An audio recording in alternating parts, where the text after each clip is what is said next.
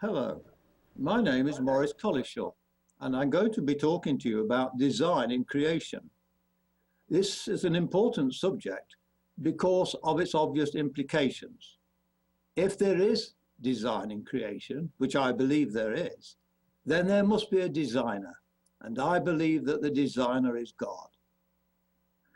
Now, I want to make it quite clear that what I have to say for the next half an hour is based on the assumption that there is a God and that he has not left himself without evidence. I also believe that the Bible is God's inspired word, his message to humankind, containing his purpose with this earth. So let me draw your attention to some words in the Bible written by the Apostle Paul to Roman believers of the first century. You can find them in a letter he wrote to the Romans, chapter 1, verses 19 and 20. He writes, "What may be known about God is plain to them, because God has made it plain to them." So we can know about God because he has given us clear evidence. And so Paul continues, for he says, since the creation of the world, God's invisible qualities, his eternal power and divine nature has been clearly seen, been understood from what has been made. That is, God is seen and understood in his creation. So he says that people are really without excuse. When we look at the wonderful world around us, the birds, the animals, and the fish, the trees and the flowers, we see there the evidence of a master designer, God. As it says in Genesis 1, verse 1, in the beginning, God created the heavens and the earth. To believe that the wonders of creation have come about by mere chance is to believe in a fairy tale. God has given indisputable evidence of his existence in his creation that is all around us. And so, as we have read in that verse from the letter to the Romans, mankind is without excuse. It is inexcusable to reject the evidence of the existence of God in creation. And so the psalmist wrote that it is the fool that has said in his heart, there is no God. The Apostle Paul described Roman society in his day in that same chapter of his letter, Romans 1 and verse 25. And he said that they exchanged the truth about God for a lie and worshipped and served created things rather than the Creator, who he says is forever praised. Amen. The rejection of the Almighty Creator inevitably results in chaos. The Apostle Paul goes on to describe the terrible depravity that resulted in his day from denying God. And we see exactly the same thing in our world today. So many men and women have denied God and his creation, and we witness the moral chaos all around us. Now, I have chosen just two examples of design in creation out of almost an infinite number that I could have done. The more one thinks and examines the sophistication and the complexity, as well as the beauty and perfection of God's creation, the more one feels compelled to believe in a designer and give him worship. I became interested in my first example some time ago when I visited Australia. And I was enthralled with the diverse flora and fauna of that continent, which is so unique. There was one animal, though, that in particular captured my attention because of its remarkable characteristics. It's a wonderful example of irreducible complexity that is evident in design. I am referring to the kangaroo. I found this animal fascinating. Now, you are probably aware kangaroos are large marsupial herbivores that feed on grass and roots. They're nocturnal creatures, and so usually feed during the night and in the early morning. As you probably know, the baby you see in this picture in its mother's pouch is called a joey. It's the reproductive process of the kangaroo that is particularly remarkable, though. The gestation period for a baby kangaroo is only about 33 days, and different from other creatures that give birth to live infants, it is born well before it is fully developed. When it is born, it actually weighs less than a gram and is smaller than a peanut. This picture is of a peanut alongside an English pound coin and shows you just how incredibly small the baby joey is. Nevertheless, all the DNA is there for it to develop into a mature kangaroo. But how, the question has to be asked, does such an immature and tiny creature survive the protective and nurturing womb of its mother? Here's an actual photograph of a baby joey that is just about 2 weeks old inside its mother. You may get some idea of how tiny it is by the finger you can see at the side of this picture. As you know, this tiny creature at birth has no hair or functioning eyes, ears. But the most striking feature of this tiny joey is that its hind legs are little more than buds. Now, as you know, one of the most notable features of a kangaroo are its tremendously large and powerful hind legs. But the baby's forelegs, which in adult are relatively small, are remarkably at this stage well formed, with well-developed claws. And there is a reason why this is so.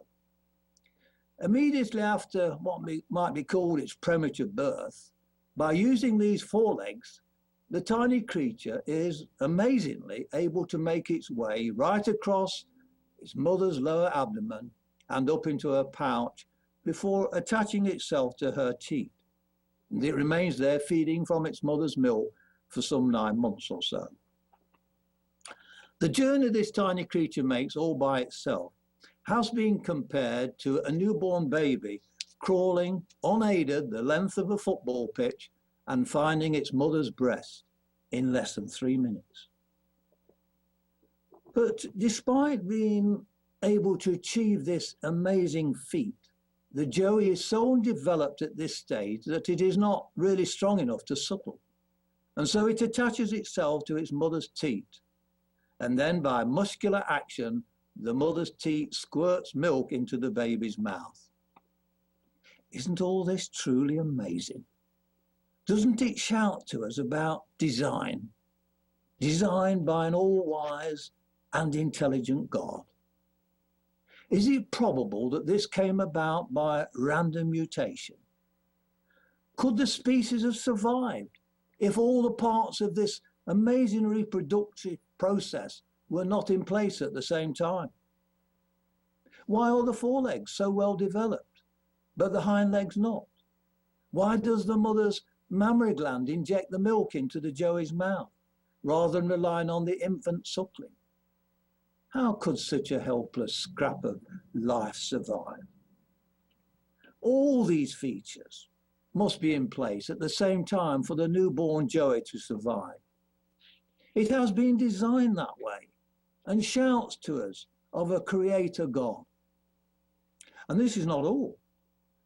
A female kangaroo can and often does conceive with a second joey as soon as the first is born.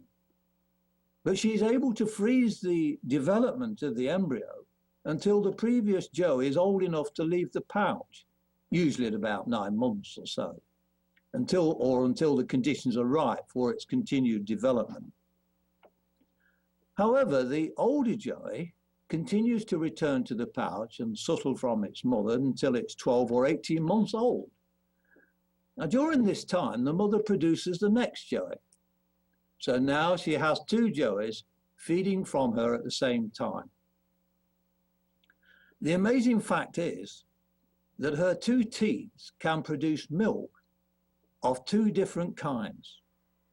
One kind for the newborn, immature joey, and another stronger milk for the older one.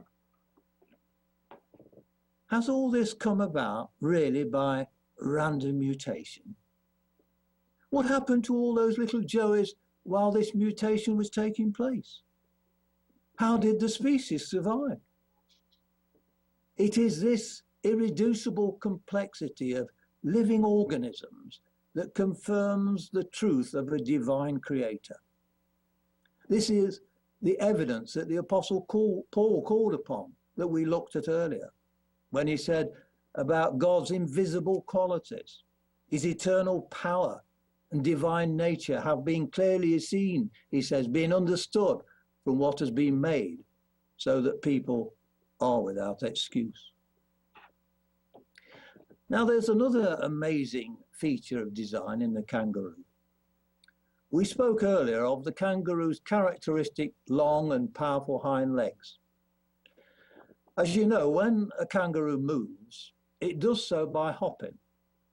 And it can, we're told, over short distances, reach speeds of up to 70 kilometers per hour. And its ability to do this with minimal effort, it's this ability that has really intrigued scientists.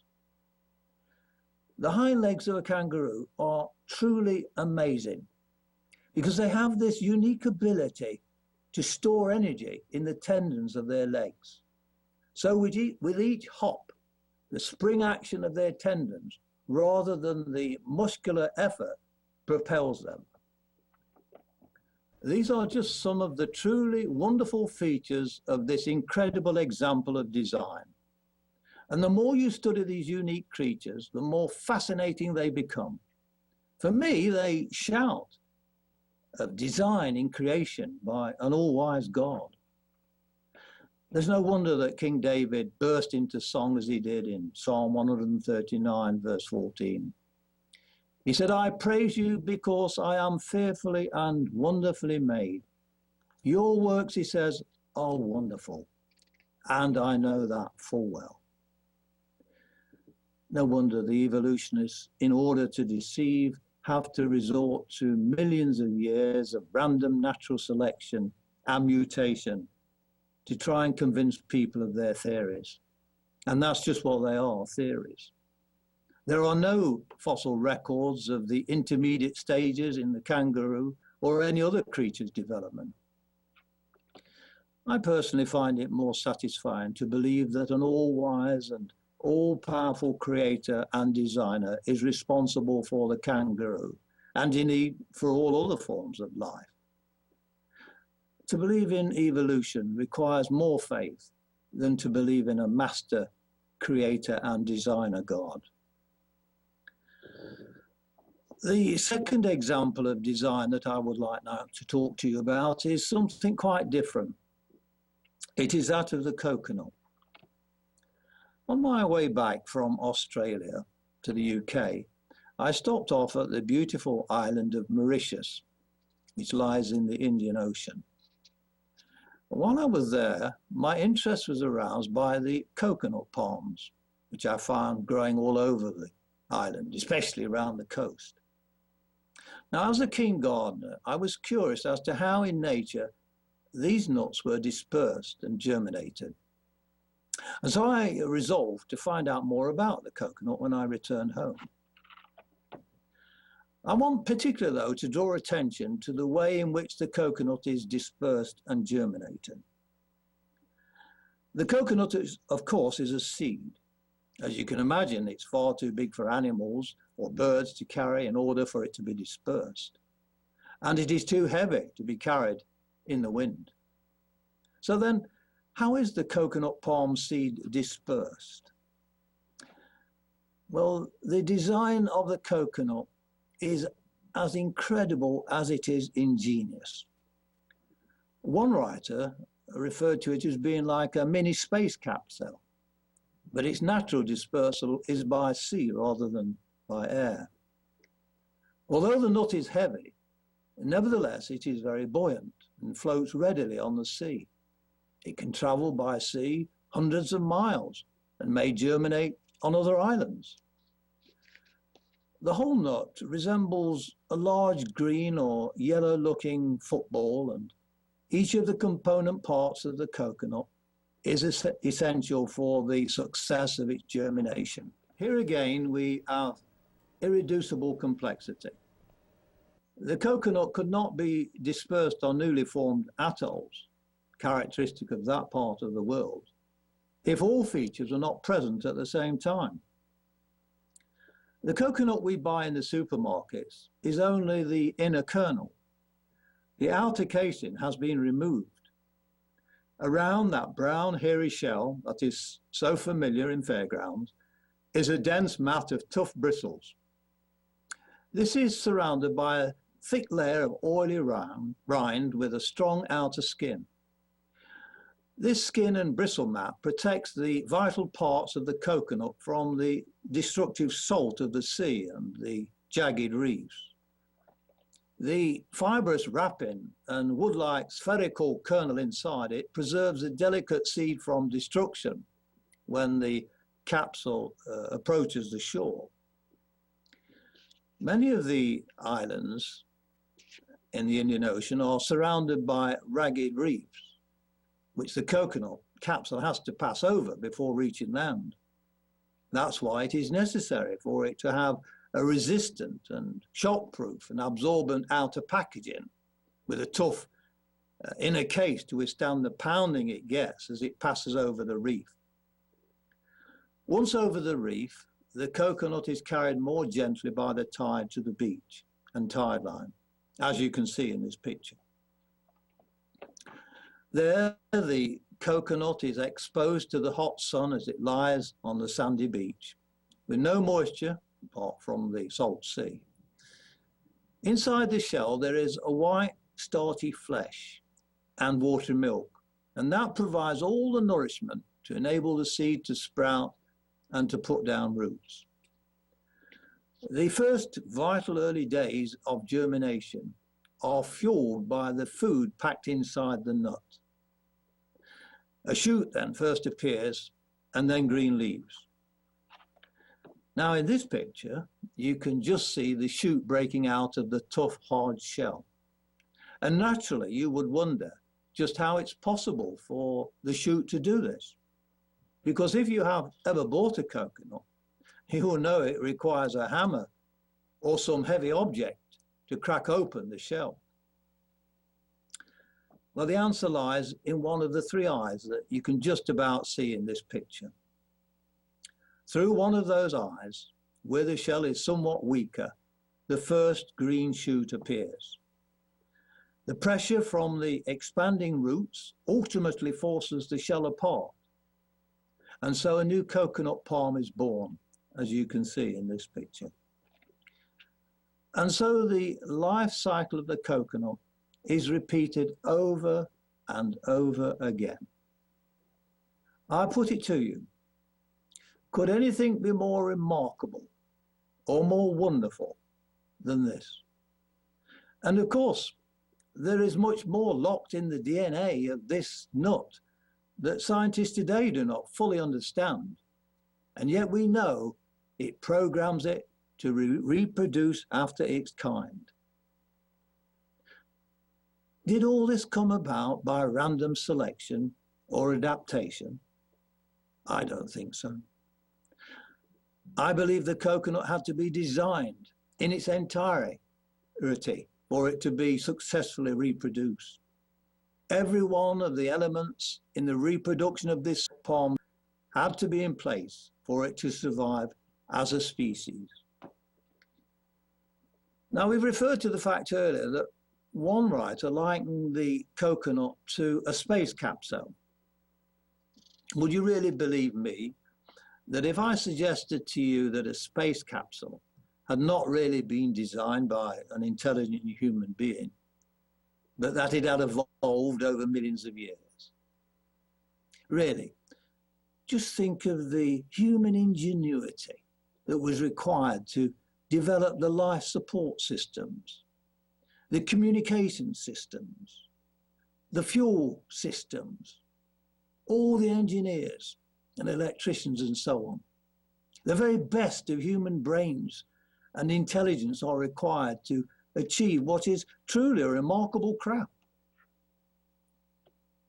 Can you imagine really for one moment a scrapyard full of various metals, plastics, fuels, ever producing by random mutation a sophisticated craft without the involvement of intelligent, creative minds. You can give it as many unimaginable billions of years as you can think of, and I can guarantee there would be no results forthcoming.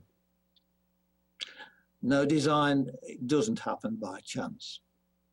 I find it far more believable that an intelligent and all-wise God created this wonderful world in which we live, with all the things that are in it, and he sustains it in being.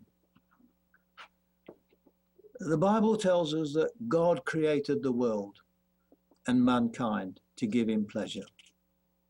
But from the beginning, mankind has chosen to rebel against his creator and even to deny that he exists.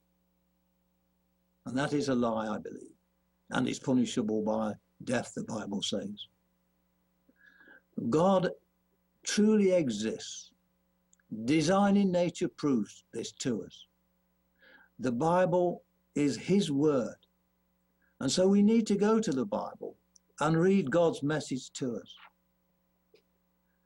The Bible tells us that God will send his Son, Jesus Christ, back to this earth to judge the nations and to set up his kingdom and to fill it with men and women who will believe in him. And by his grace, he will save them.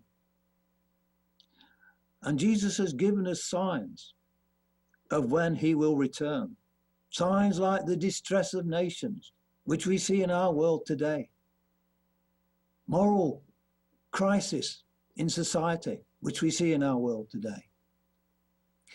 The prophet Isaiah wrote in his prophecy, chapter 45 and verses 22 to 24, he says, "Turn to me," speaking on God's behalf, "and be saved, all you ends of the earth, for I am God, and there is no other. By myself I have sworn. My mouth has uttered all integrity, a word that will not be revoked. Before me every knee will bow. By me every tongue will swear. They will say of me, in the Lord alone are righteousness and strength. All who have raised against him will come to him and be put to shame." God has not abandoned this sinful world in which we live. For God is calling out a people for his name, a people created in his own image, and he will invite such men and women to dwell in a new and perfect world, a world no longer blighted by sin and death. As the prophet Isaiah also says in his 65th chapter and verse 17, "See, I create new heavens and a new earth. The former things will not be remembered, nor will they come to mind." And if you go on to read the rest of that chapter, you will see what a wonderful purpose the Almighty Creator God has with this earth. Let us then, I appeal to you in response, give thanks to God for all his wondrous works and for the great hope that he has given us through the death and resurrection of our Lord Jesus Christ. Thank you for listening, and goodbye.